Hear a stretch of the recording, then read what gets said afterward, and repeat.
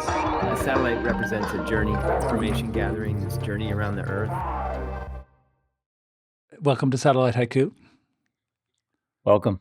I'm Sean. I'm MiLo. Well, I was talking to my wife this morning about how I had guessed I thought we did, this was 57. Mm-hmm. But I said one thing when we started, I wasn't sure, I used to get a little bit nervous before, like thinking I needed to write out topics, like I write out things, and it's always been much better just to be organic, Yeah, I think there's a downside to it. I think, if we were really focused on building an audience, it would be good to have a, kind of a core. Yeah. You know what I mean? Sure. We are weaving all the time. And we just sort of land on a topic each episode. And it would be like if we were trying to build an audience, it'd be better to be sort of known for something. You know what I mean? Absolutely. I personally, I don't have much interest in finding a very niche topic like Macintosh computers or something or parenting, just parenting, So I think it's Same. more, I was thinking, in terms of, my daughter had given me for my birthday something called story blocks or story. Oh yeah, they're like dice or something. No, it's a thing where they emailed you a prompt about a story, and then you write it out and put it up on their website, and at the end they bind it up and make it into books for your kids or something. I see. Yeah. And I felt bad because is it like memories, right? It's meant to be like a memoir, right? Those kind of prompts. I've seen ads for that. I talked to my mom about maybe doing that with her, but I think for an elderly person who's retired and has a lot of time on their hands and is into reminiscing, it might be a great thing. For me, it felt like an obligation, and I could never get in the flow with it. And I felt bad because she had paid for it. Right. And every time I struggle with those. Often the prompt doesn't quite resonate with me. You know what I mean? That's the other one. And then it's one of those you're an artist type. You feel an internal compulsion to produce something, to write about something, it's an itch, you want to paint something or say something or record something. Yeah. And so to have somebody sort of constraints are good, but sometimes a prompt isn't exactly a set of constraints. It's I don't know. I struggle with prompts in that way. So what occurred to me was, I thought, what I would really like to have is, imagine, at this point we're on 56 conversations about our lives and who we are in the world, right? And I thought it would be cool to have that from a great grandparent. Wouldn't it be cool to listen? Hell yeah. To your great grandfather going through what they went through and their thoughts about the time. So I thought in some ways that it's, if anything, it's an amazing document for progeny, I guess. For posterity, yeah. Posterity, that's kind of how I think of it. I'm not, with this project, I'm just enjoying the process. Yeah. And I enjoy the pretext, the sort of I just enjoy the sort of what's the word? The pretext, I guess, to get together each week with you and just have a long conversation. It's super fun. We went through long stretches where we didn't talk that much, and we always reconnected after, no matter how much time had passed, as if no time had passed. But this has been really fun to just make it a regular thing, because we never lose steam. You right, and me. Exactly. And I think I forget exactly what you wrote in the description, but there's something about two old friends getting together and synthesize something that might approach wisdom or something. Isn't there? I forget. You could read it from. I don't know, something like that. Yeah. Yeah, I liked it, and what occurred to me was, when I initially had a vision for it way back, even before podcasting, maybe before the internet. Remember Car Talk? The two guys from, one of them passed away, I think. I remember thinking, when we could have been really good at being a consulting firm where people send us a beta product, and we just slice and dice it, we thrash it and say what's wrong with it, and then they kind of take away, you know what I mean? Because we were really good at just finding these horrible design that's flaws kind of the inspiration for first world problems in a way, right? That we end with. Yeah, exactly. Yeah. But I sort of imagined it being like an actual like service that you could provide to a company that was like hoping to launch Right. their Like, their what do they new- call it? Red hatting or whatever, right? Red- Red teaming. Oh, red teaming. Yeah. Isn't that what red teaming is? Like I when don't you actually know. I've never used when that you're term. trying to attack a system and find its vulnerabilities. Yeah. Well, talk about mythos, man. That's interesting. And that's actually an interesting topic. So this is not a first world problem. This is a real problem, right? So I've had a bunch of TP-Link routers. Yeah. Shout out to TP-Link if they want to sponsor the show. Yeah. But they were recently, there was some kind of ban where they were banned because they're Chinese products and there was a chip that was letting, I don't know exactly what was happening. Yeah. Anyway, my routers did not fall on this list of banned routers. So I thought, oh, that's cool. Then I've noticed that I never get firmware updates. Like they end of life to my router, which is actually like third version of this router that I've bought. Yeah. Yeah. And I looked it up and it says basically there's a bunch of Russian hackers that were sort of disrupted, but they were using people's vulnerable routers to do all sorts of nefarious things. Yeah. And that you really needed to get rid of your router and get one that was not end of life, that had firmware updates.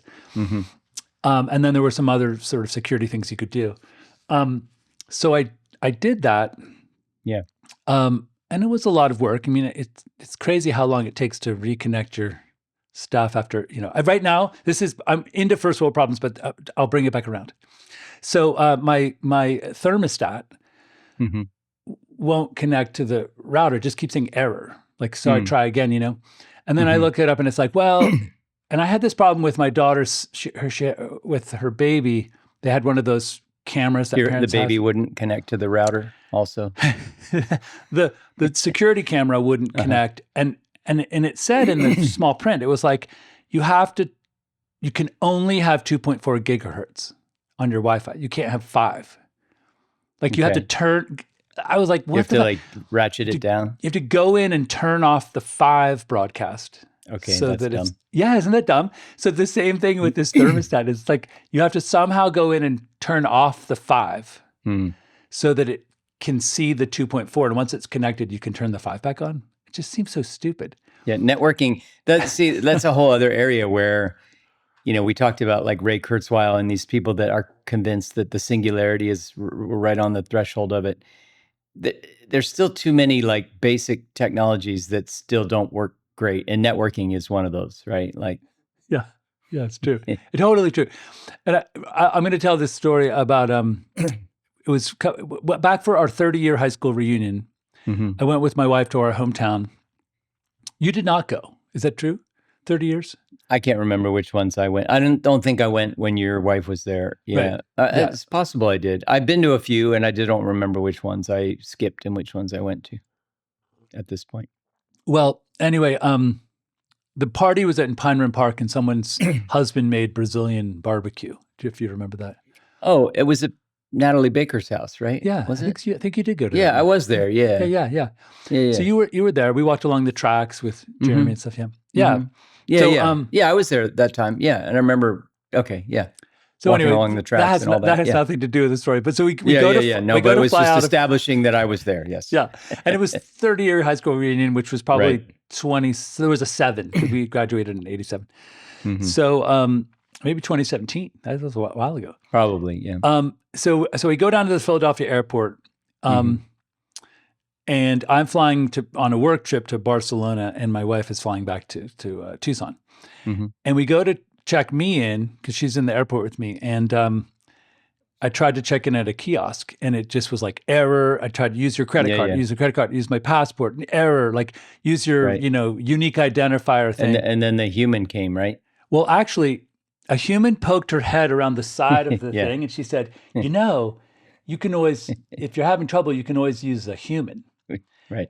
And then what was weird is I turned, and there was this old CRT monitor sitting on a cart, like one of those little, really CRT monitors. Remember those ones? Kind of rounded screen. Yeah. And someone had put a sticky note on the face of it with like a computer face, and then it had the two eyes were crossed out with an X, and the mouth was kind of wiggly, like sort of like, you know, that. And I remember I'm only laughing because you've told this whole story a couple times on the podcast. Okay, well, anyway, but it's the reason it's relevant is it keeps popping up because that is exactly kind of it encapsulates exactly what you're describing about this. It's just not ready to. AI's not ready to take over. It's just not ready. Exactly. It's just ready. And There's too many like real world obstacles. Yeah. No, I mean, you know, I'm laughing because you and I both do that. We have our catalog of go-to like sort of illustrative tales, vignettes. I had my cousin, my aunt, who's passed away, very close to us, sort of like a second mom to me. She used to tell stories over and over again, and her kids got sick of it. And they'd be like, you already told us that. You already told us that. So she developed this habit, which I took on, which she would say, she would start the story and then she'd say, did I say this already? You know, and if people would either say, no, keep going, or yeah, you told it already. You know, so like, you didn't. I remember your ex-wife used to drive her crazy because you and I would do that with each other. We would tell each other the same stories we'd told each other before, and we'd have all the same beats and reactions as if it was, because you and I are both super entertained by it. It doesn't matter that we've both heard it and gone through it, like even verbatim. And so your ex, I remember her making a comment about that. Like we were driving somewhere and she was like, you guys have gone through the same exact story back and forth, like at least 10 times with me present. Yeah. Yeah. So I have a really quick story. I mean, that's how we roll. That's all right. Totally. This is a news story because it happened on Sunday. Okay. Yeah. So a while ago, I found, it was pretty, maybe like during the pandemic, I found a woman who had bought all the hardware for a company that digitizes film, like 35 millimeter, 60 millimeter film.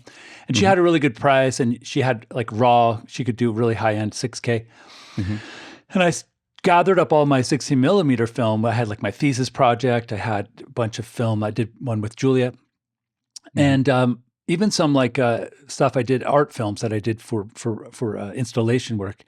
And I just sent them to her, and she digitized everything. Nice. And I haven't really sat down to go through it. You know how like that happens for you? It'd be so fun to do that you want to like really have a slot of time. Yeah.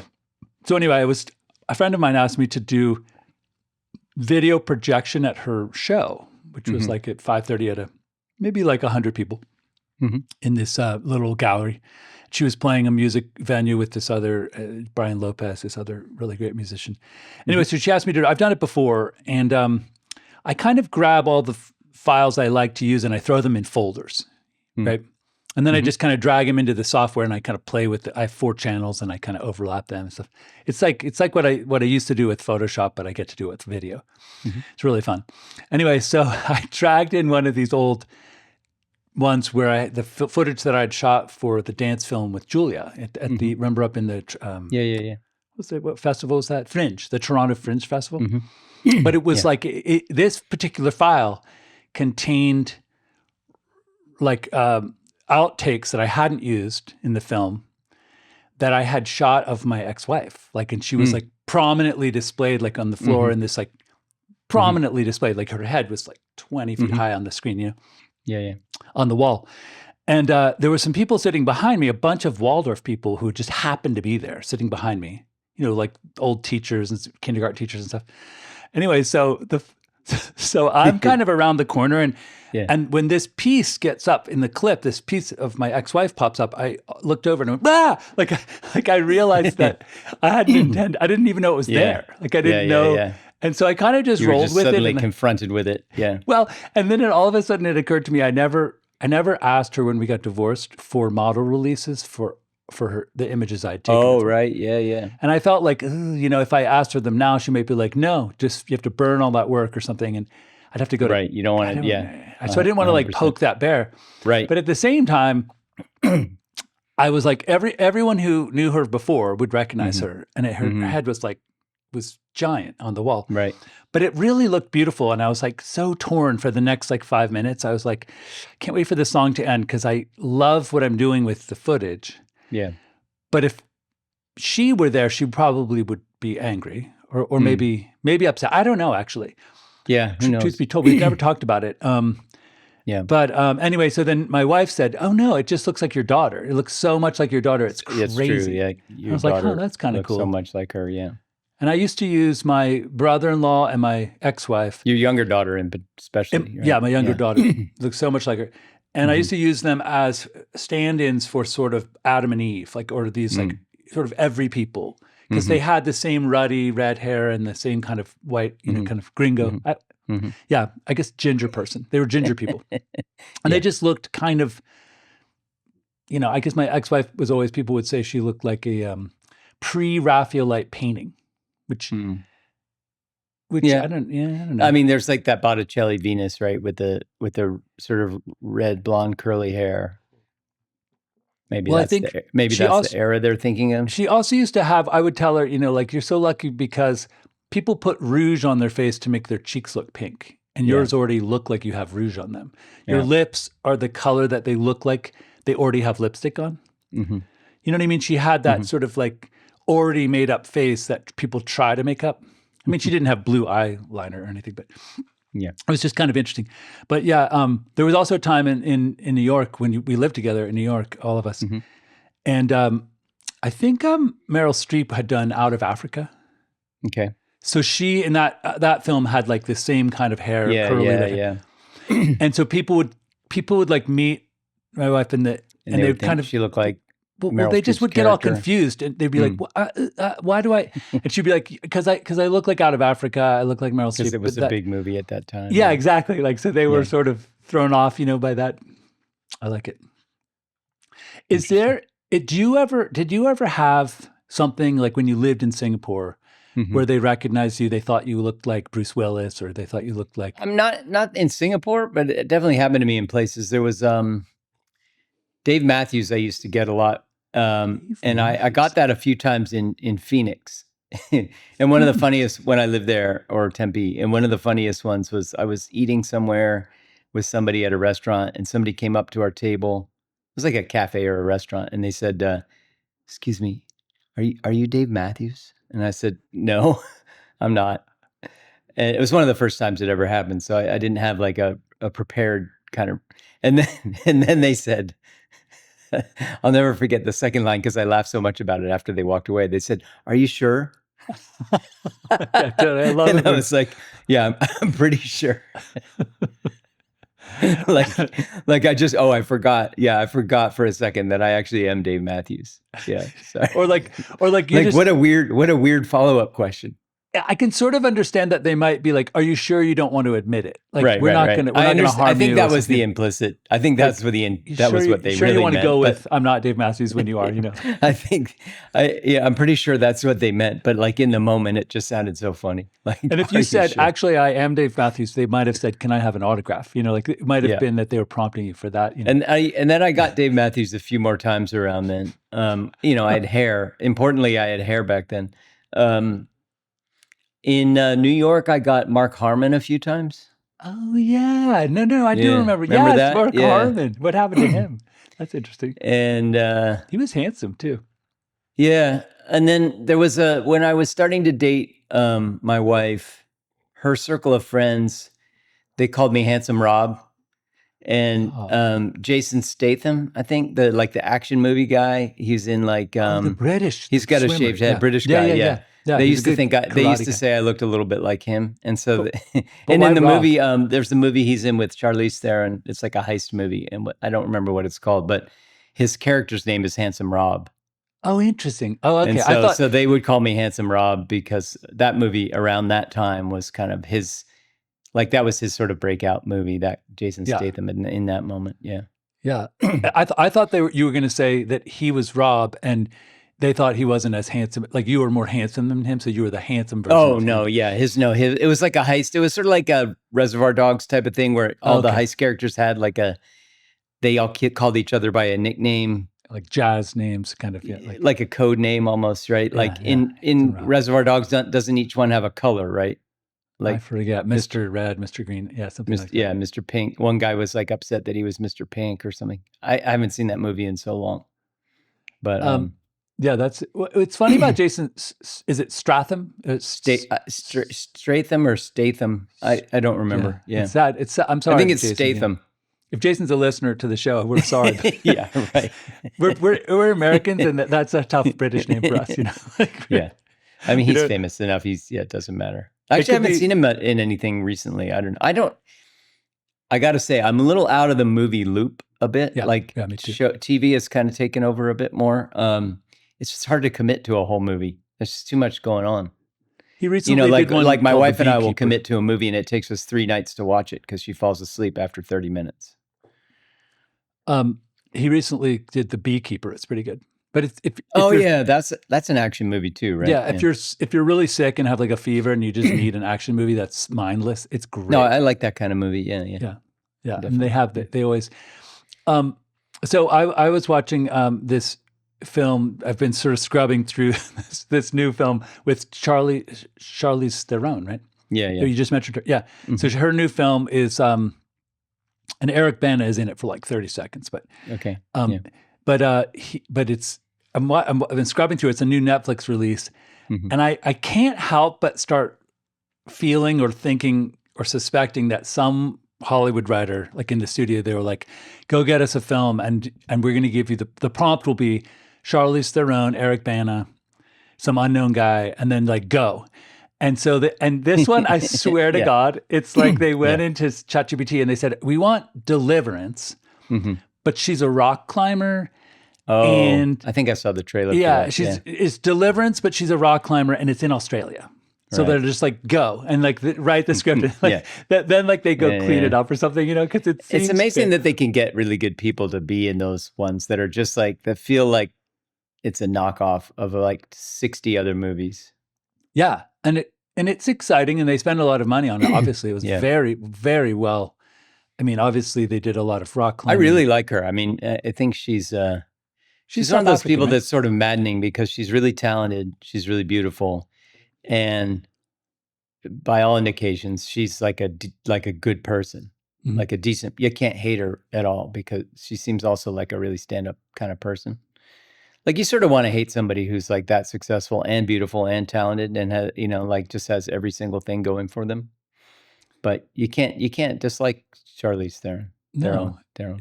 Theron. Sorry. I loved her in this was early in her career and she wasn't very well known yet, but she'd done maybe a couple movies. But her whole stretch of episodes in Arrested Development. Oh my goodness, they were so good. So good. It was terrifyingly good. Yeah.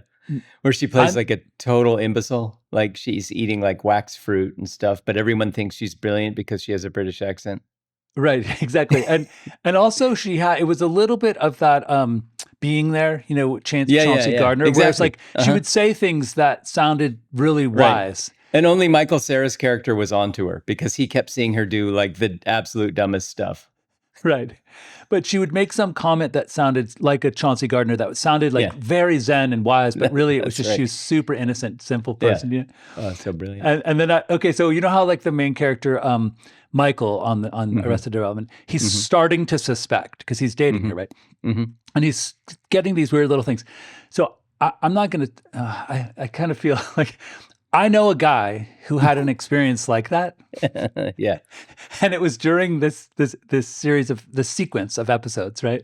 And it. You mean like in real life? It happened at that time to this person, yeah, concurrently with those episodes. Oh wow. Yeah.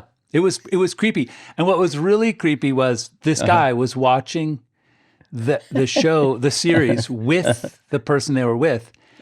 And they would sort of turn and look and just the back of your mind, the same thought of like, oh my God, I think this person is a savant and maybe that's funny. Really good at some things and like really, sometimes really not. There's these moments once in a while where things sort of like synchronicities happen where you go, this can't be anything but a simulation that we're living in.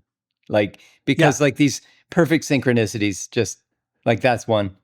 But it reminds me of, I saw this TikTok, I don't know, a few months ago, and I still remember it from time to time because this woman, she was just the first person talking to the camera about like dating this guy. And she was like, I've been dating this guy and it's going really well. And he's like a really nice guy, treats me well, and he has a good job, whatever. Like she was kind of going through all his pros, right? Mm-hmm. And then she goes, so he invited me over to his house. He was going to make dinner for me, and he invited me over for dinner, and he cooked a meal. Like, that's great, beautiful. Like, it's so cool. But I get over there, and he says, as he's cooking or as he's plating the meal, he's like, I made prostate healthy meal here. And she was like, oh, cool. Like, for your prostate. And he goes, no, for yours. What? And then she sort of pauses for a beat on the video, and she goes, I'm dating a dumbass. Like, he's really nice, but he's a dumbass. What do I do? I mean, so it was kind of that, sort of a little bit of that moment, like in Arrested Development, but like he had all these other things going for him. And so like the comments were really interesting because it was like a 50-50 split on, like being not, the fact that he's a good dude, that's like the most important thing. Like, he probably has other, positives. And other people were like, no, that's like a level of dumbass that's kind of a deal breaker. Yeah, I was gonna tell a story, but I'm not because I can get myself into big trouble. But no, it's funny because back to when you said the synchronicity thing, I used to, back like 20 years ago, I was involved with the yoga community, and we had this whole get in the flow with, Shiva Shakti, and then everything starts to change. I don't know. It was a whole like sort of magical thinking, magical realism, or not, that's not the right word. It's a law of attraction, like law of attraction. Like you can change the vibration, and then things will change. Right. So I used to, first of all, we told the story about the movie 23 with Jim Carrey, how my daughters, and it was like when we were talking about 6'7". For us, it was 23. And we would, everything added up to 23. And you'd be like, 23! Like it would just, and everyone would start laughing. Anyway, so I would say like, oh, look, I looked at the clock and it's 108. Because in yoga, like 108 is a Hanuman number. It's like there's a whole reason why it's a auspicious number. 54, 108, 1008. And anyway, so I would look at the clock and it'd be 108, and I'd be like, look, it's 108. That's so, and so my daughter, my youngest daughter, who is very, like, she studied computer and science and medicine, she's a doctor, but she's like very like grounded and algorithmic about it in the good way. And she just was like, Dad, I think you're just, there's a word for it. And she called it, like observational bias. Is that what it's called? When you think because you saw it, you only notice the things that support the inference that 108 is a cognitive confirmation bias. Yeah, confirmation bias. There you go. Kind of that. Yeah, like you. I always wonder with stuff like that. Like when you happen to always look at the clock when it's 11:11, or like I feel like I look at it a lot at my birthday time, 10:31. Oh, wow, and that's good. But cool. I feel like on some level I'm aware that what's probably happening is like I notice it visually before I notice it. Before my brain registers it, right? And so like because there's like this latency between when my eyes notice it and when my attention notices it. Like this is this weird, it almost like is a free will kind of, it's sort of part of the free will debate. Like then my fact that my eyes noticed it, it's almost like my visual part of my brain is forcing my attention part of my brain to notice it. You know what I mean? Because it's like, oh, we see this thing that we know has significance somehow. And so we're going to put your attention on it. Right. Because that's what your brain is designed to do. It's designed to decide to filter out the stuff that doesn't matter, right?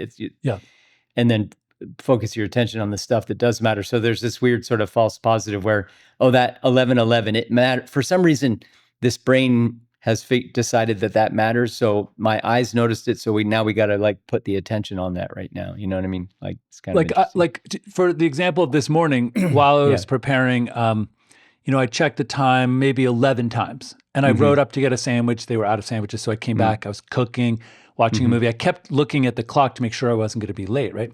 But not one of those 11 times did I ever think, oh, that number is auspicious, because it's not. And so I just never thought about it. You know what I mean? Yeah. Like, Yeah, that's what but my I daughter guess meant. I'm talking about more of the things where it's like I never am looking at the time, and the one time I happen to look at it is 11:11, And or that's I'm not like looking you're at the time thinking, ever, and like for the third day in a row, the one time I happened to look at a clock, it was 10:31, and yeah, it's like the reason why that happens is I probably walked by a clock, yeah. and it said 10:31, and then I was like, oh, what time is it? And I looked at my watch and it's 10:31. And so it's like there's something about like my eyes noticed it somewhere just in passing and then forced myself to like do something to look at the, you know what I mean? Yeah. Like there's some weird process between those two moments of like happening to see it out of in my periphery and like my being, my attention deciding it needs to know what time it is right in that moment. At the sort of, I guess what's that called? Bachelor party. We went fishing for your wedding, remember? Yeah. And your little brother, one of your little brothers was there, and I had this both of them were there, but I had this long conversation about, he had been studying with John Brown, the tracker, Right. focusing on deepening the sort of cognitive input of the peripheral vision. Like your peripheral field is always there, but you just really don't, you know. And so in some ways, like you saw it out of the corner of your eye and your brain did something with it that was not part of And your then my conscious. brain somehow created a strong enough signal, or the visual part of my brain created a strong enough sort of like beacon of like, hey, we saw something, it needs attention. Yeah, exactly. And then, so, but you know, There's it's little interesting because it flags, makes, like what you little just said tags. made me think of I think it was your previous father-in-law who, it was in that circle of people, and I think it was him that introduced it, but it might've been someone else in that circle, the Kerrs or whatever, was into Gurdjieff at one point. Yes, totally. And there was this thing about Gurdjieff that the only one thing I don't know anything about Gurdjieff really, but the one thing I remember from that time was this idea that you can split your attention. Oh my gosh, yes. Do you remember cool. that? Yeah. So Yes, you'd be yeah. like you'd have these exercises where you're like sitting, and it's like, what am I seeing right now? And then without removing your awareness of what you're seeing, and you add the awareness of what does my chair feel like on my butt? And so now you have those two things, and you're trying to like keep both those at the forefront of your attention in that moment.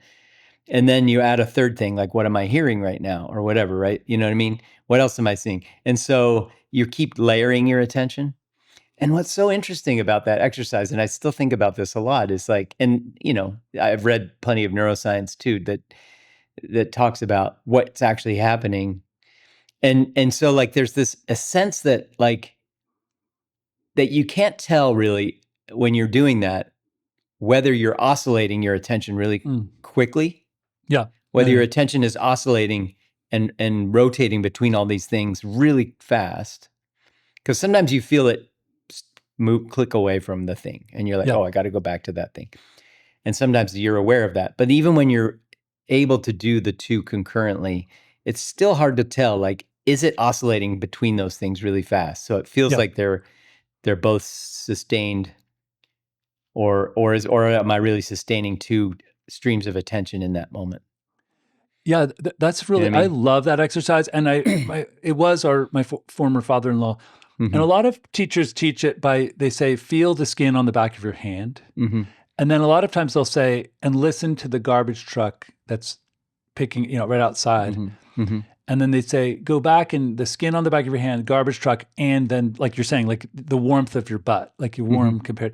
And in some ways, I think what Gurdjieff, if I'm not, just butchering and paraphrasing, he was saying that if you could keep going, that's how you would become divine. Like that's how you would approach the divine, because if you could just keep going until you have everything. The logical extreme of that is omniscience, basically. Omniscience, exactly. Yeah. So you're like approaching the divine through this practice of dividing your attention. Right. Like you're mind-boggling. It's really it's cool. Interesting. Yeah. It's very cool. But back to the peripheral vision thing. So I remember your brother said, because I was like struggling to really understand how he was working on it. And he goes, well, think about it this way. When everyone's driving, they're doing it all the time really well. Like they can kind of see a bicycle coming along and they don't look at the bicycle. They just know it's coming and they slow down. You know what I mean? Right. Or like you're driving and you don't really look at the car in front of you, but you see that it's getting bigger. So then you look up and you put your brakes on. So there's a lot going on in the peripheral vision that is not conscious thought, like front of mind, we call Right. it. And it's being necessarily filtered Yeah, because exactly. you just can't, like, because there's a lot of, it's signal versus noise, right? Like your brain is trying to hone in on the signal because there's always a bunch of noise. But like what my brother, I guess, was trying to get to was like trying to expand your tolerance for noise so that you can see more of the noise and process it as signal. Yeah. Yes. And then they said Michael Jordan and people did neuroscientists did a quick study on Gretzky and Michael Jordan. And Gretzky was famous for saying, I'm not the fastest skater at all on the team. I'm not the biggest. I'm not the best fighter. I'm just really not that good in practice, like when I shoot. But he goes, I always seem to be in the right place at the right time. They refer to that as like hockey IQ or basketball IQ. Like that's like when you hear a sports guy talk about like he has incredible hockey IQ. Like, what they determined that's was what they're talking about. His ability to read the peripheral field was significantly higher than the average person. Yeah. So like it's easy. It makes it seem like he's in the flow. And what's that word? You know, when like the whole world is slowing down and you're just like normal speed. Yeah. Which is what you know. Like you can. You know, you can block a shot because you just reach out and block the shot. And everyone's like, how does he do that? You know, this is, it's so, sorry, keep going. Yeah. No, that was it. It was just that Gretzky thing and this idea that now, can you develop that? Can you enhance it? That's a really good question because I feel like there are people who are just savants at certain kinds of, right, like athletics, right? And this is a little bit different. It's not the same kind of IQ, but I heard LeBron James one time. Somebody did a split screen of him talking about a play that had happened in the middle of a game. It wasn't even like a key play, like that other outside observers would have identified as a key sequence of things that happened in this game. It was just some random stretch of this one game 8 years ago or something, right? It wasn't an important game. It wasn't an important sequence, like in the grand scheme of things. It wasn't a game deciding thing or a season deciding thing. But he was describing he just was describing some sequence of things that happened on the court, like, oh, he had passed it to somebody and then he got this pass and so-and-so did this. And he was sort of just describing like this sequence for some reason. And somebody did a split screen of like, oh, let's see how accurate he was at what he was describing randomly from this one game 8 years ago. And it was like it was like split second by split second, everything that was happening, like 8 different people. And he just could, like, he was such a savant at remembering every single like film frame of what had happened during the stretch from like 8 years before. And it was just this guy who was playing this clip was just talking about like, who can do that? Like, it just takes a special, like, that is not a thing that is because he didn't try to build that in himself. Like, he just was able to do that. Like, can it be developed? It's a really good question. I don't know. But there's definitely people that don't need to develop it or that aren't setting out to work on that. He just did it. That's just who he is. And so it's a super, that's our, like, one of our nature versus nurture kind of questions that we talk about a lot, right? Like, can you develop that? I don't know. Yeah. And I think, like one of my superpowers is, we used to joke about it when my kids lived in the house, and they got kind of lazy because I could find things in under 10 seconds, like a missing something. I would just think about, and I think that my memory is very related to like almost like a snapshot, a visual snapshot. Like, I can see when I was good at spelling in school, and I actually had to look up, and if I could read the word, I spelled it right. And if nothing was there, I couldn't spell it usually sometimes. Like, I just, and then when like my daughters would say, oh, I lost my keys and I'm going to be late. And I'd say, well, where did you last see them? Yeah. And they'd say, oh, it was in the living room. And then I'd go and put my hand down in behind, the couch cushion and be like, pull it out. And they'd be like, ah.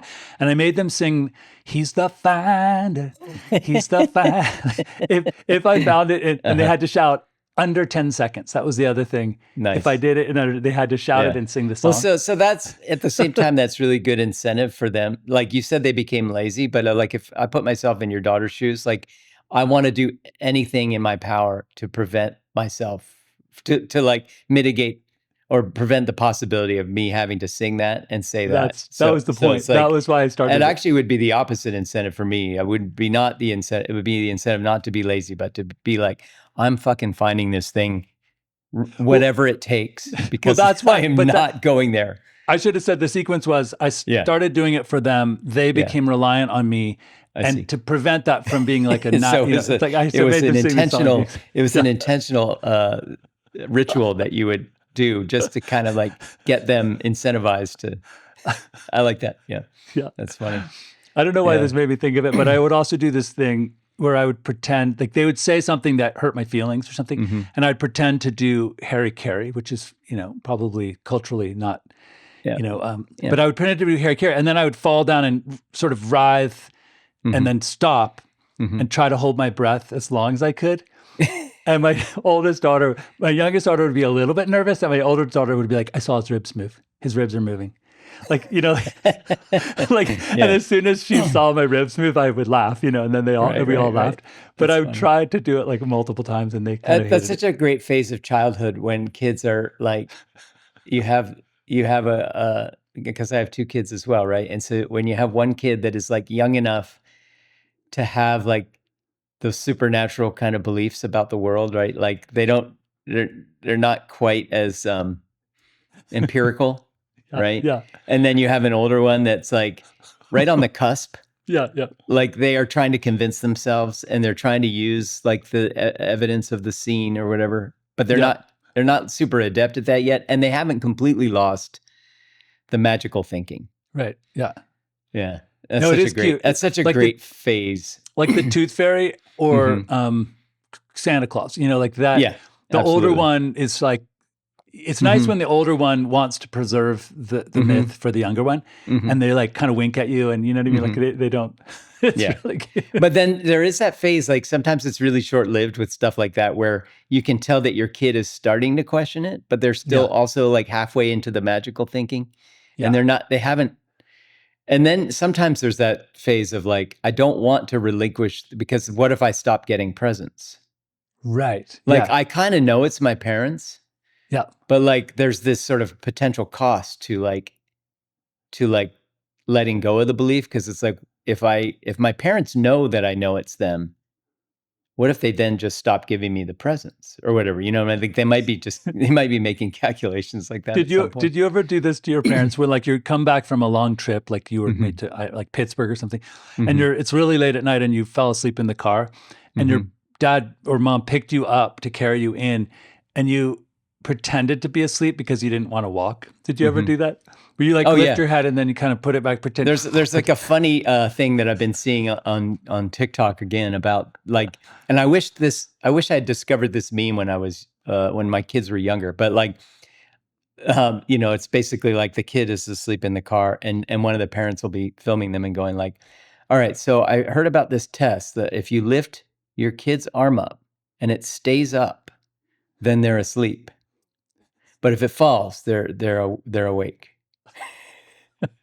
And so then they'll lift their like kid's arm up, and then it'll be like, the kid will keep their arm up. They want to, there's some really funny ones. That's very funny. Yeah. So yeah. Anyway, I saw one of those where the little girl, she keeps her arms up, and then the guy recording pans over to the little girl's brother who's in the next seat, and he just like immediately shoots both his arms up without any help at all. He's like, I'm even more asleep. I wanted to go back to that thing where you're talking about the oscillating. Yeah. Like, when they say like when you are below, I guess, the age of 5, when you still have a lot of neuroplasticity and you're learning a new language, like both parents speak a different language at home. Yeah. Maybe struggle to speak, you're speaking a little later because you're figuring it out, but you literally build neural pathways for each language. Yeah. But then adults, like when we try to learn a language, I don't know if this is true, but I feel like you never get past the place where you're just translating it way back in the back of your mind. You know what I mean? Yeah. No, I know what you mean. Like one of the tests that people posit for that is, do you dream in the other language? Interesting. Yeah. So that's one of the tests of like whether you're truly fluent or whether you're doing that translating thing. And I don't know if that's like an accurate proxy, but it's one of the sort of the proxies that people propose for like figuring out whether you're still doing that translation step if you're not sure whether you are. Yeah. I wonder, for me, like when my mother-in-law was here for 6 weeks, I spoke Spanish every day, all day long. And I started noticing, you know how in Spanish you've got feminine and masculine? So, and there are a lot of words that are obvious, like it ends in O, it's usually masculine. But there's like a lot of exceptions. Like el agua, it doesn't make sense. Or el problema. Like they're from Greek, they're Greek words. Or from the Moors. Anyway, so I found myself saying the word with the wrong article, and then I would immediately correct myself. But I could feel it, how it just sounded wrong, and so I said it, and then I said it again the right way. And I think that's definitely translating or checking yourself. Yeah. But it would be exhausting to do that all day long. So there's a place where you... Yeah. That's so interesting because I don't know why. It connects for me back to that same question of like, what is natural versus what can you develop? Like, yeah, that's you know, true, like does it cross a threshold into being like totally fluent where it is as if you were a native speaker, or whether it's just you're so good at translating it doesn't really, that question is sort of irrelevant because the translation is happening so instantaneously. These kind of questions. So this is something I've been thinking about a lot. I started writing a little thing. I like this phrase that comes up with technology sometimes, certain technologies, like the Wikipedia, the smartphone, the internet in general, and now AI. One of the phrases that I've seen happen over the years, being used over the years, both descriptively and aspirationally for these things, is the sum of all human knowledge. Like people point to your cell phone and smartphone and say, hey, it's crazy that we have the sum of all human knowledge in the palm of our hand, right? And it drives me fucking crazy because I think about, for example, like the athlete question, like the hockey IQ, like that is not a kind of knowledge that would ever exist in a smartphone or on the internet or AI for that matter, right? That's a really good point. Maybe in the far future of robotics or something. But like, there's a guy named John Vervaeke who has this, he has come up with this sort of model, which he calls the 4 Ps for the 4 kinds of knowing. And in his 4 kinds of knowing, there's propositional knowledge. Like there's a certain proposition, and I know it. And so it's like, that's like factual knowledge, right? Like it's really easy to imagine AI becoming really good at factual knowledge. Right now it still hallucinates and stuff. But like propositional knowing is one kind of knowing. And then you can go, okay, I get how the internet could be the home of all human propositional knowledge. Like this proposition is a thing that is falsifiable, whatever. But then the second one is procedural knowledge. So think about the difference between like a cookbook, like a recipe that's so detailed written in a cookbook versus somebody who can cook that recipe well. Like if I gave my son the most detailed written instructions for cooking, let's say an omelet, like would he do it well based on really detailed instructions? Probably not. Like there's procedural knowing, which is like, I know how to ride a bike. Like you can tell me how to ride a bike, but that's not like, there's at some point you become experienced at something and then you know how to do it. So he calls that kind of thing procedural knowing. The third one is, what is it? It's participatory. I forget what the last 2 are, but the difference between the last 2 is one is like, I know what it's like to be an immigrant, or I know what it's like to be new at snowboarding, right? Like it's sort of like, I know what it's like to be this identity, to be in this position, to be in this context. So, and then the last one is sort of like being in the flow. Like it's those last 2 are a little bit subtle in their differences, but the last one is kind of like, I know what it's like to be fully immersed in a thing. And there's almost this somatic kind of knowing where it's like your full body is fully immersed into the experience of a thing. And it's kind of a synthesis of some of those other ones. But anyway, there's maybe other models for knowledge or whatever, but like to me that like it sort of it seems so clear. And I remember thinking something similar back when like I think it was Sam Harris or somebody was talking about like, there was a whole controversy some years ago when he had Charles Murray on his podcast. Charles Murray's the race science guy who wrote a book about the different like IQ differences between races. He's like sort of like he's one of the sort of the grandfathers of race science, modern race science, which is basically bigotry trying to create a justification for itself, right?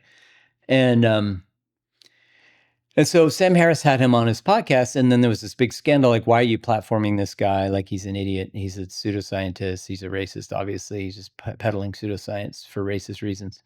And, Sam Harris's sort of rebuttal was like, well, it's attempting to be science, so we should talk about it as if it, like, it shouldn't be off limits to just discuss it, and we can debunk it in a scientific context if it's debunkable, right? Yeah. Yep. And so it's like that's the debate. But anyway, even then, so then part of that conversation was about IQ tests, and so like then there's that sort of corollary debate about, are IQ tests a valid kind of test at all, right? Like, is intelligence a thing you can even define well enough? Narrowly, is intelligence something that should be defined and can be defined narrowly enough that you can create a test for it, number one? And is this particular, assuming that's true, is this test a good test of that, right? So like there's two parts to that whole problem. And so, but that again seemed to me to be like, such an obviously too narrow, like I just imagined, anybody who imagines they have a high IQ being dropped into, a rainforest with some indigenous people who might test really low on that same test. Mm-hmm. And now you have to figure out what's edible and what you can do to like deal with your infection that you could cut yourself, right? You're in the middle of a rainforest. Like there's a whole entirely different domain of IQ or of intelligence that has nothing to do with what an IQ test tests for. So I don't know. It seemed to me like, it just seems self-evident that like the idea of like any of these technologies being representing or reflecting the sum of all human knowledge or IQ tests or any of that, like it's one of those little like bugaboos that I have, that whenever I hear anybody talk about intelligence in that way, it kind of just like, it irks me. Right. No, and totally. I want like, it's one of those like, I can't not comment on the internet when I see that shit, because it just like, it's one of those pet peeves that I have. And it seems to reveal like great ignorance and arrogance in the person who's saying it. This is just from my own experience. Like when I transitioned to from the Bernathen School, where we went together, to Lower Moreland, which was our sort of the township around our hamlet. It was a public school. And at the time, they had some money that came from the Americans with Disabilities Act. There was this thing, and it was given to schools to create programs for academically talented kids that were doing poorly because they were bored. Basically, that was sort of like the premise. Like they were getting bad grades, but they were clearly like intelligent and capable, but they just were like not into this whole school thing. I mean, I probably should have just thrown that probably covers like broadly, that probably covers a lot of learning disabilities too. Like people who have dyslexia are bored because they are having trouble reading the material. But in fifth grade, I and it crept up on me really fast, but in fifth grade, I was always sat at the back of the room because the cool kids sat at the back. And there was a point where I was really shy and kind of a sweet kid, but my behavior started getting really disruptive, and the teacher sent me to the nurse to do an eye test, and I put the thing up, and she goes, "What can you see?" And I was like, "Well, I can't see anything, but I know that big first letter is an E." Right. You know what I mean? But I can't actually see it. Right, and she was right, like, yeah. "Oh my God, you can't see the board." Like my Coke No bottle wonder glasses. you're bored out of your mind in the classroom. Yeah, I couldn't see a damn thing on the board, Mhm. but I wouldn't move to the front because the cool 'Cause it kids wasn't sat in cool. the back. Right, yeah. right. But it never occurred. It was such a simple thing to fix, right? Mhm. Like Mhm. anyway, so we had this program, and I do remember they gave us all IQ tests in second grade, which is Yeah. kind of dumb, but anyway, and they wouldn't tell us what our IQs were, but if you were above a certain threshold, you moved into these special programs that were Mhm. honestly like more Montessori-esque. Like they let you work on a long-term project, you know, instead of like study math, you know, chapters or something. Yeah. Which is interesting that was their solution. But there was one kid who clearly had probably the highest IQ in the whole school, and he got Fs all the time. He didn't know how to. He was socially like kind of awkward. Right. He didn't really shower, and he like, you know what I mean. He's He didn't probably know on how the to. spectrum. He didn't know how to dress, like so. Yeah. He always looked kind of, and people beat him up. He was like, and it was like. The question was like, so scoring really highly on that particular test, which should have a long subtitle, like the IQ test that sees that tries to determine whether in this cultural paradigm you actually can perform. You know what I mean? Yeah, yeah. And I remember during my IQ test, the one thing that I remember, I was reading the books Asterix and Obelix, and you know, the Roman Empire, right? So they said, what's the capital of Greece? And I just said Rome. Because during the Roman Empire, it was and that's when my brain was, I was second grade. So like my reality was Asterix and Obelix. The capital of that part of the Roman Empire was Rome. Right. So I got the question wrong, but I was like, always thought about it. And I was like, that's not technically wrong if you put it in context. Like if you said, hey, second grade kid, you're reading this like 30 books about Asterix and Obelix, and in this one, the capital of England is Rome. You know what I mean? Like, you know what I mean? Right. So it's an interesting. That's just an example of like a bias that won't necessarily. That's never going to be detected on the like. It clearly shows that there's a flaw, and you can imagine that would expand if a kid grew up in an inner city culture where my mom was beaten in South Africa for mispronouncing things and for using incorrect grammar with a ruler, like on her hand. So like we were told, like, you have to speak properly. Right. You know what I mean? Yeah.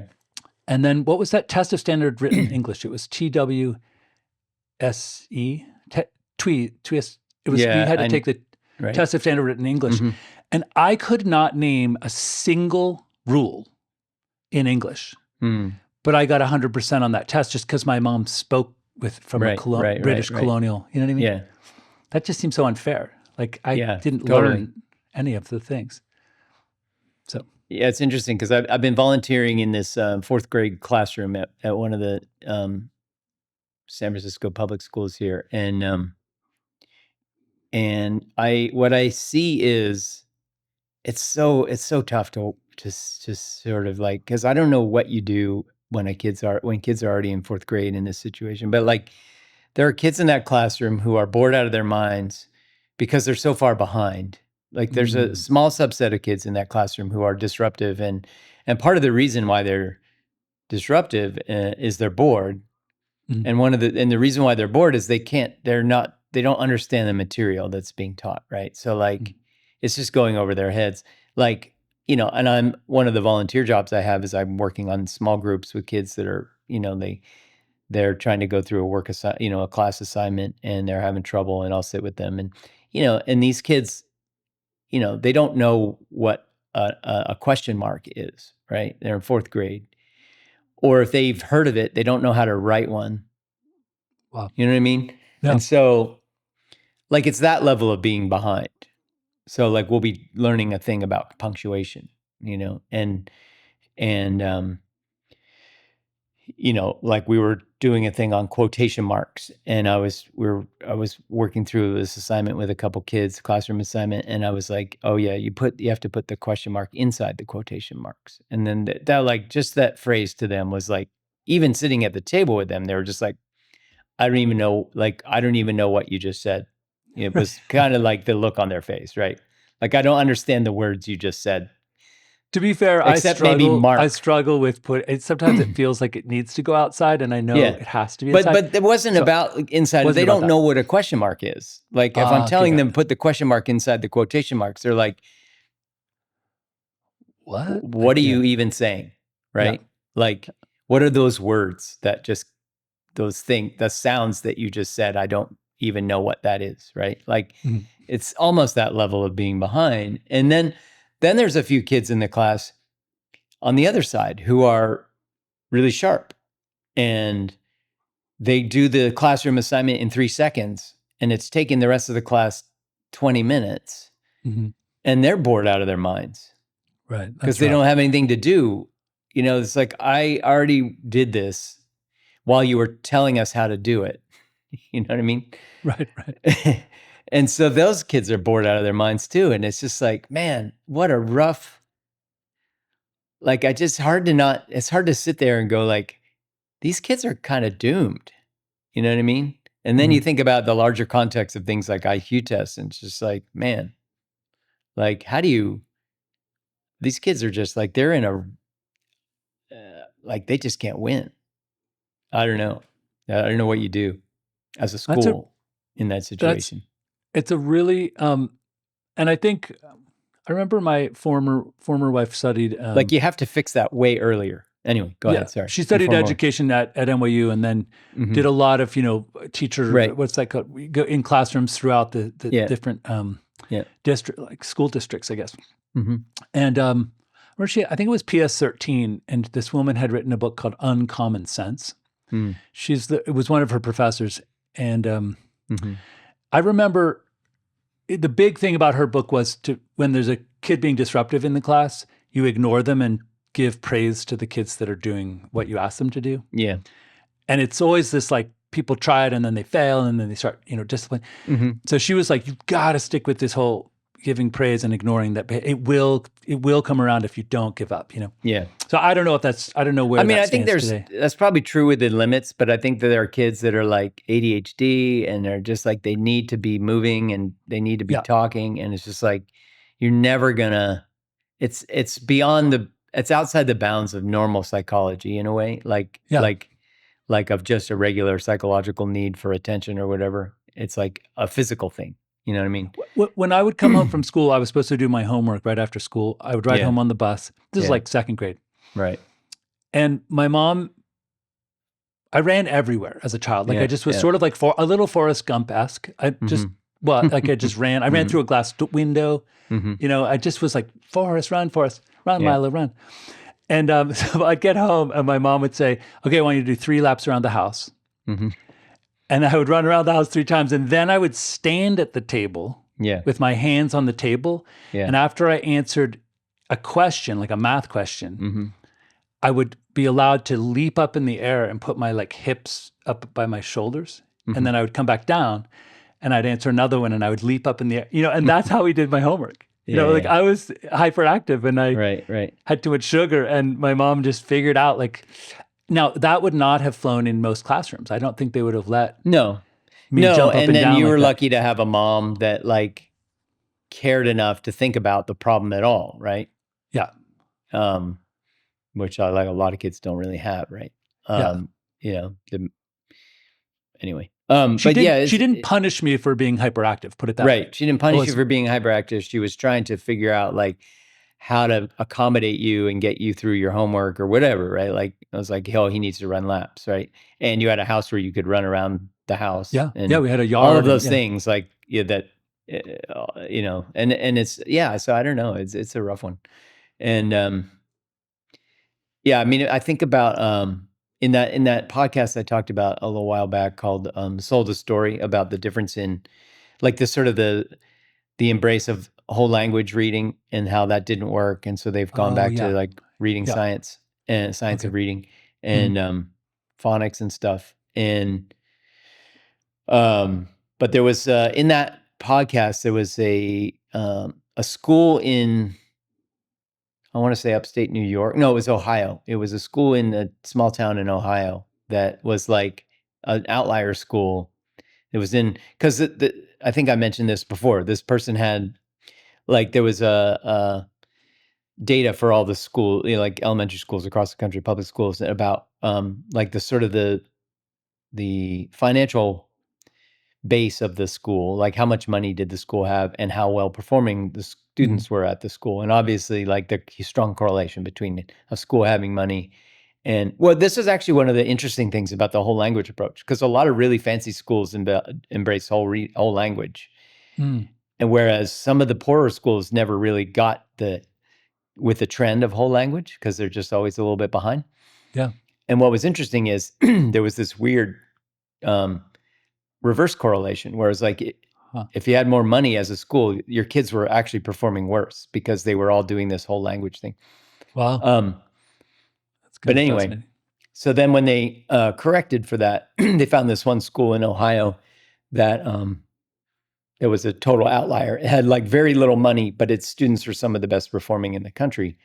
And it had a lot to do with, anyway, they did a whole podcast episode about that one school, and it was really interesting to see. It took tons of work. Like it took such a level of commitment of the teachers and the administration to basically, like, if a kid wasn't showing up to school, they would go to that kid's house and figure out how to get that kid to school, right? There's that level of like attention. If a kid was showing up to school and just didn't have enough to eat, they would have snacks for that kid, right? If a kid didn't have good shoes, if a kid showed up and her hair was always tangled, like they would help that kid brush and braid her hair or whatever, right? So it was just like the level of individual attention was really not something you can imagine scaling very easily. Mm-hmm. It just takes a certain level of commitment of teachers and staff.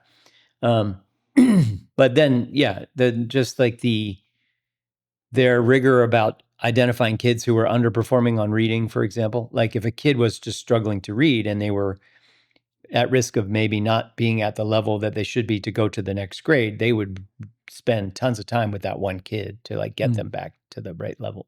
So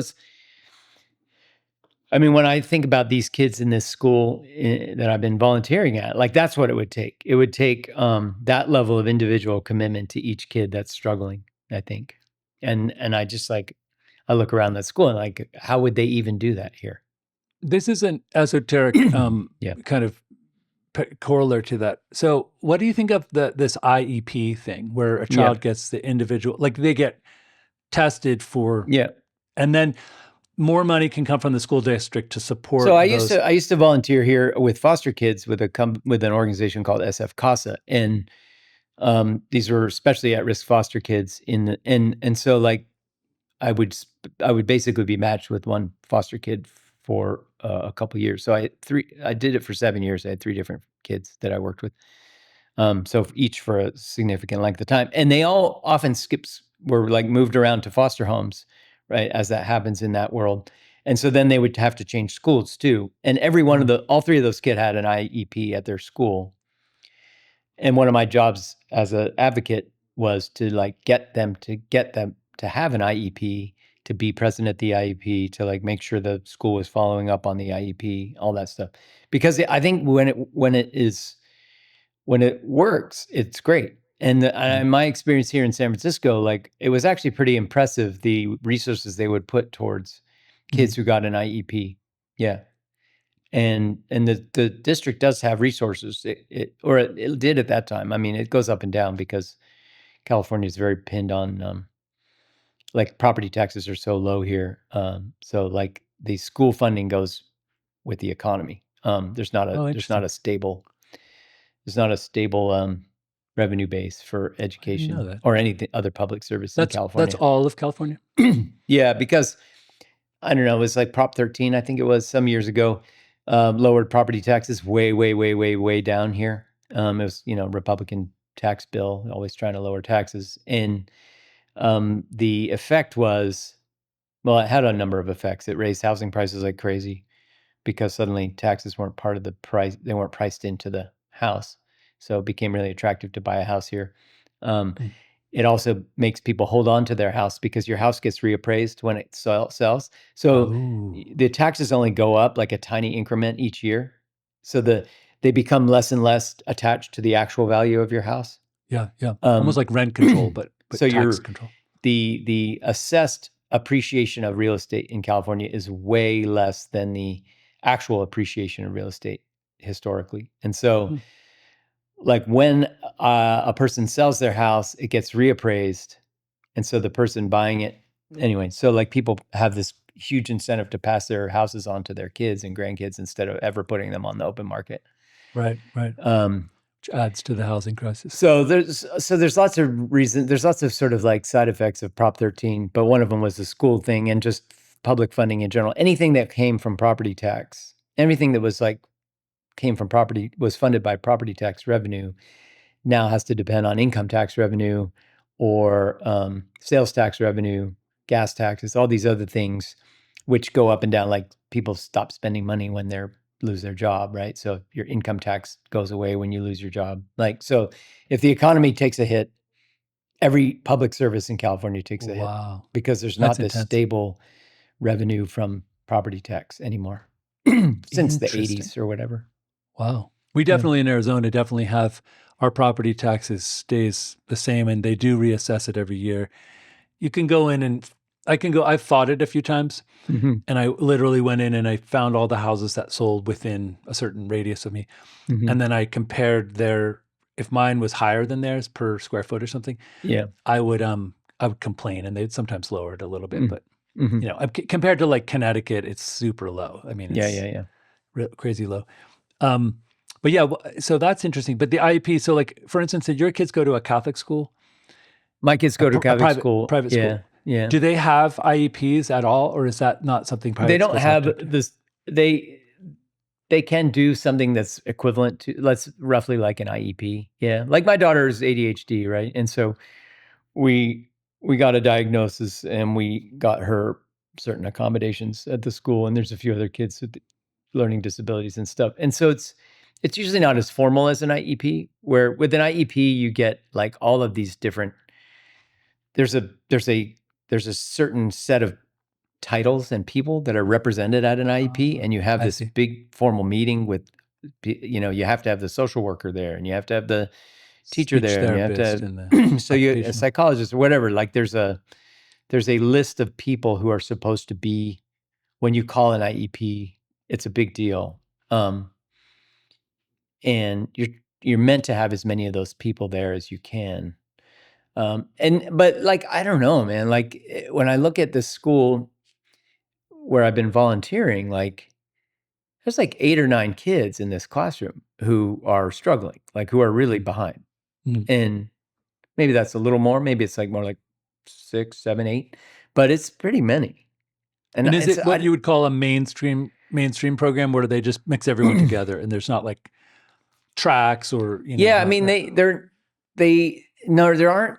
don't do, I mean, I'm there to help with small group, like to help a little bit of breakout a little bit, but without me there and I'm only there like once a week for a few hours.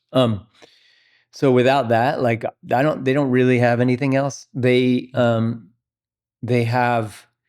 like a roving, like, I don't know what they are, what their actual title is, but they seem to be like a roving, almost like a tutor, where somebody will pop into, when I'll be there, and somebody will pop into the classroom and they'll be like, so-and-so and so-and-so, come with me. And then 2 students will go out of the room with that person. And I think they do individual work together with that person for a little bit or whatever. I'm not sure how they get identified, because it seems totally arbitrary. Like one of these adults will walk into the classroom and just pick a student and be like, so-and-so, come on. And then they go out and they're doing something. I have no idea what they're doing together. I used to do, speaking of running through the glass window, like I sliced my face really deeply, and there's like a nerve that doesn't fire here. Whoops. And so I suppose in 2nd grade, they didn't want me to like be embarrassed about it, but they would pull me out to do speech therapy. And I have like a tiny little bit of a lisp. Like I can just... Pies. I remember pies. I had a tough time with pies. But yeah. but I remember sitting there and I had to say like a thespian, Salamanca, sheep. Like I remember having to read like a list of words that I would struggle with. And the woman didn't make a big deal out of it. We'd read them and then I would go back to the classroom. And the other kids always thought it was cool. They'd be like, I want to go out with this. Yeah, it is funny when these adults come in, like there's the kids want to go. You know? There's two different situations where an adult will come into the room. Like the teacher can kind of basically, if one kid is being just like nonstop disruptive and at some point it reaches a breaking point, the teacher can basically like push a button and then an adult will come into the room and like just take that kid out of the classroom to just to make it easier for other students. Like, but the other thing but the other times that I mentioned before, like when it seems to be some sort of one-on-one work or whatever, the kids want to be the one selected. They'll be like, me. Yeah, it's fun. And then it's like not them. And they're like, oh. Breaks the monotony for sure. Yeah. Yeah. But the reason I asked about the mainstream thing is my former wife was a special ed teacher.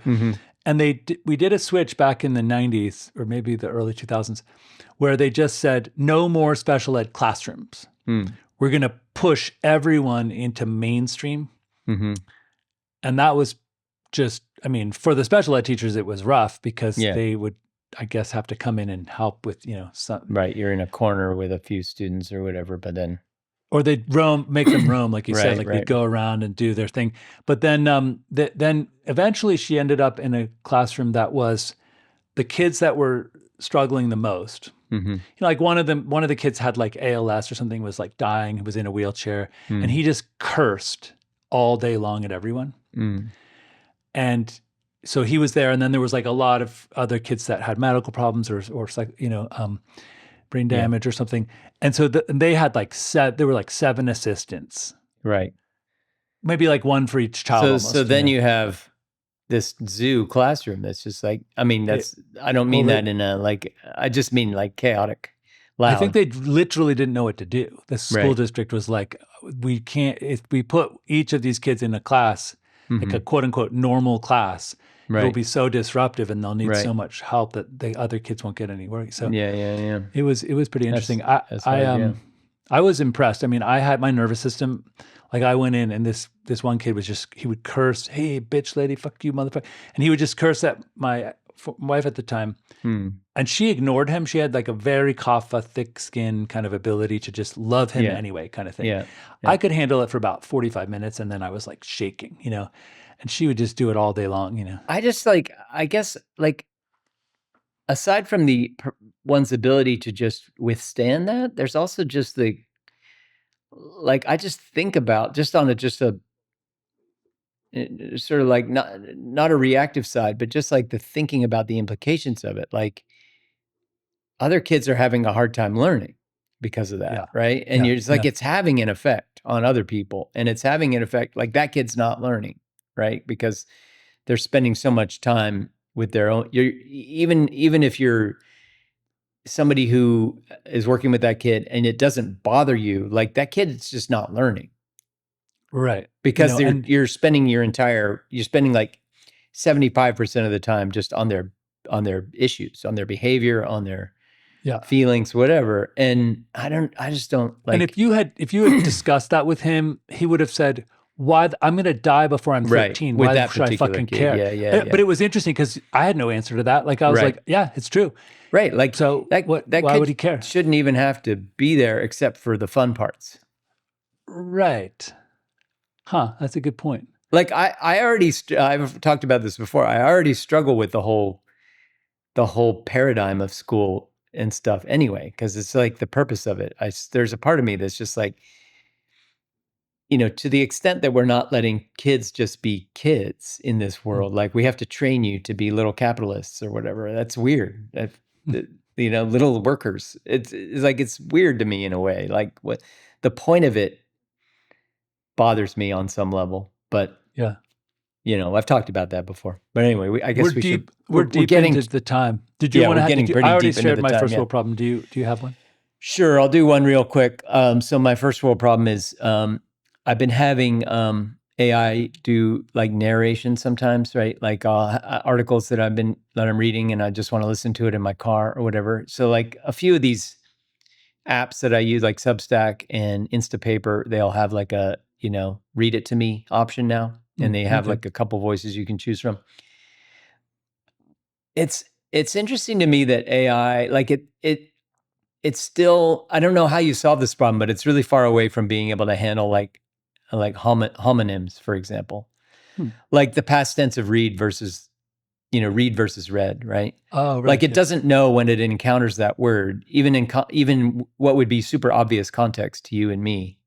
Yeah. Whether to say read or read. So it gets that shit wrong they always get that kind of stuff wrong all the time. Yeah. Yep. And so there's like, it makes basic errors like that, that are kind of maddening, where it's yet another example of like AI being really impressive and also really dumb at the same time. Yeah, totally. No, I get. So I've yeah, that's experienced my that. first world problem. Nice. Yeah, well, it's great. So, Satellite Haiku. Thanks for listening, everyone. All right, my brother. Satellites? A satellite represents a journey, information gathering, this journey around the Earth.